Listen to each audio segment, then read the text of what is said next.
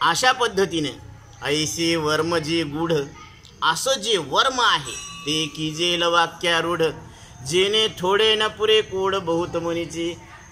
आता अर्जुनाची एक पंगत आहे, ते अशा पंक्तीत बसलेलं आहे की त्याला थोडं सांगितल्यावर जास्त कळतं, आणि अशी एक पंगत आहे की जिथं खूप सांगितल्यावर फार थोडं कळतं. तसं आपल्याला अर्जुनाच्या पंक्तीत बसायचं, थोडं सांगितलेलं जास्त लक्षात यायला पाहिजे आपल्याला. कारण जिने सांगतयाचे बोलणे खुंटे. आता सांगणाऱ्याचं बोलणं खुंटलं कशामुळं? त्याला येत नाही, त्याला येते, पण ऐकणाऱ्याचे व्यसन तुटे. ऐकणाऱ्याचंच व्यसन तुटलं, त्याला वाटायला आता बस झालं बाबा, आता मी जे ऐकलं त्याच्यात मी काय आहे, समाधान आहे. कारण माझ्या मनातले सगळे विकल्प दूर झाले. का झाले? एका जनार्दनी कल्पची मुराला, हा तोची हरी झाला ब्रह्मरूप.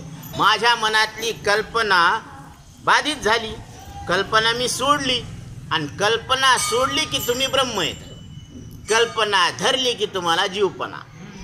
कल्पना विद्या तेने झाला जीव, मायोपाधी शिव बोली जेते. म्हणून साधू निश्चलदासजी सांगतात, जयाच्या अज्ञाने भासे जगत, जसा दोरीवरी सर्प दिसत, परी दोही ठाईना सर्प जगत, ते स्वतंत्र आणि स्वयं ब्रह्म मीची असे. ज्याच्या अज्ञानानं हे जगत भासायला लागलं, जसा दोरीवर सर्प भासायला लागला, म्हणजे दोरीच्या विशेष रूपाच्या अज्ञानानं सर्पाची भ्रांती होत आहे, तसं आत्मस्वरूपाच्या विशेष रूपाच्या अज्ञानानं जगत सत्यत्वाची भ्रांती होत आहे.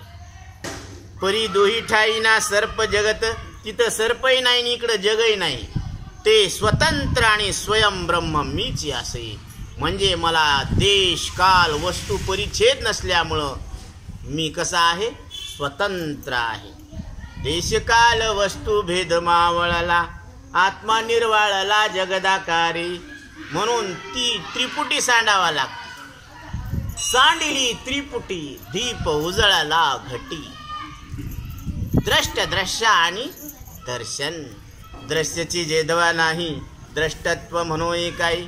चांगदेवा दृश्यच खोटं आहे, बायकोच मेली, म्हणजे तुम्हाला नवरा कोण म्हणणार? मग तुमचं अस्तित्व नाही का नवरेपणाचा व्यवहार होणार नाही?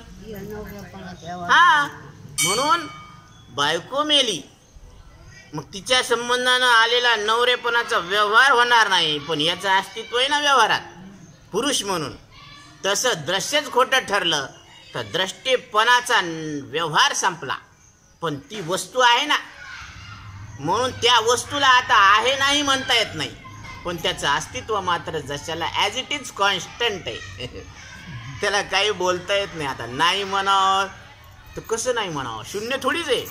शून्यम शून्यम शून्यम. अरे पण शून्याला शून्य कळत नाही, शून्य ज्याला कळतं ते शून्य नाही.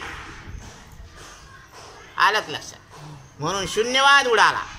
म्हणून इथं सांगतात, माझ्या अपार शुद्ध समुद्रावरती जणू तरंग ब्रह्मा विष्णू महेश गणपती यम कुबेर तैसेही निर्मिती. क्या बात है.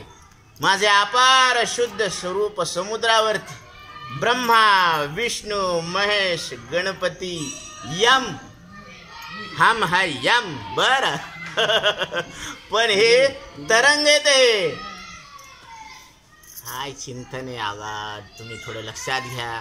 ब्रह्मा विष्णू महेश हे जगाची उत्पत्ती करते, पालन करते आणि संहार करते. हे तरंग आहे, तरंग. आणि तुम्ही समुद्र आहे.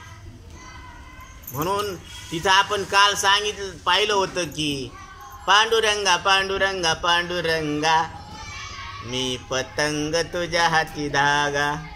अरे मी पतंग आहे तुझ्या हाती, म्हणजे तुझ्या हातात डोर आहे, पण इथं अधिष्ठान मी आहे.